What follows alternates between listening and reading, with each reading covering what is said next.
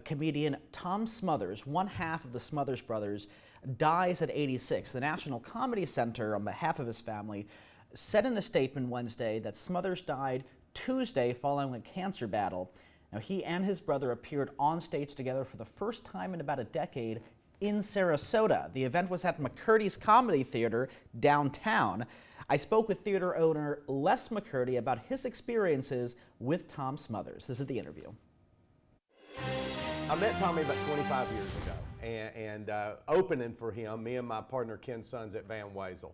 And we had a killer set. I won't say that, killer, and they had no problem following us. Zero.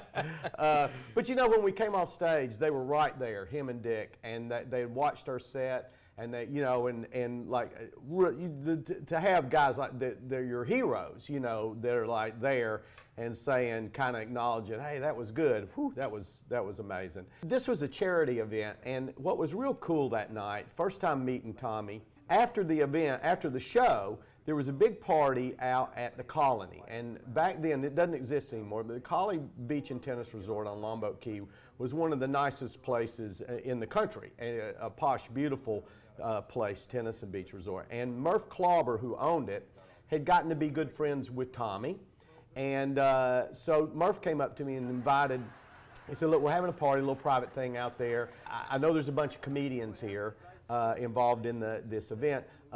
Invite them all. So there's about 30. Tommy and Dick walk in. Tommy walks up to me and he goes, and the comics had kind of broke up in little packs, about four groups of, you know, 7 or 8. And Tommy goes, are those the comedians over there? I go, yeah.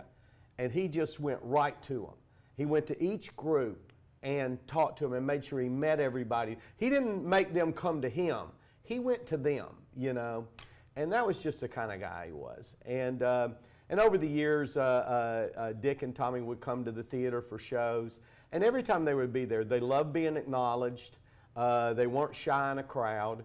They always stayed after the show and hung out, so anybody that wanted to come get a picture or talk to them, get an autograph, whatever, they hung out, they stayed. His performance in 2019 in your theater, if I'm not mistaken, that was like the first performance of his from like his retirement, I want to say in 2010. Right. Dick and I had gotten to be very good friends, and because he lives here, and Dick had actually come to the theater and taken our comedy class and gotten up, because he'd never done it as a single, and just to have that experience. And he really wanted to perform again. And so the National Comedy Center in Jamestown, New York, so they wanted to perform a little bit at the induction ceremony. And so Tommy wanted to have a run-through, and Dick said he's comfortable in your theater. It's a good space for him. And so that's how we ended up getting that. You're actually the second person I've interviewed who has suggested that National Comedy Center in New York. Jamestown, New York. Which I think is like close to Buffalo. Yeah, about an hour from Buffalo. Like if people went there, do the Smothers brothers have? Yes, they have a piece that is set aside just for them. Dick got his old bass, stand-up bass. He had to get it out of storage. It was about to fall apart, and put it together, a couple of their outfits, that sort of thing. And I saw the guy who is the head of the National Comedy Center was talking about them and Tommy, and how I think they're even going to expand on their exhibit there. They'll immortalize them there, without a doubt. He was such an activist and for freedom of speech. I know Dick would say they did 71 episodes of the Smothers Brothers show that was #1 before it was taken off the air at #1. Imagine that happening. It's like pulling down Seinfeld at #1 in the middle of the season because you're being too politically, you know, inappropriate to their opinion. But I remember Dick saying that every Monday, the show was on Sunday night, every Monday they would go in and the censors would go over the script. And they would have redlined everything that they can't do again. Can't do this, can't do this, can't do this. And Dick said he just sat there, because Tommy was the driving force behind everything.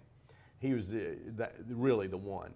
And Dick said, everything they would redline, he goes, well, I know what the show's going to be next week. Everything they redline.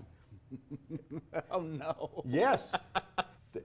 And when you look back on it, it wasn't anything that was overtly offensive, really, you know, but it was poking fun and, you know, of the war and anti-war type of stuff, that war in Vietnam, which is what probably drove a lot of their viewership. They poke fun at religion, they poke fun at sexuality and things like that, that just, you know, weren't really done. That was Les McCurdy of McCurdy's Comedy Theater in Sarasota. Tom Smothers was 86.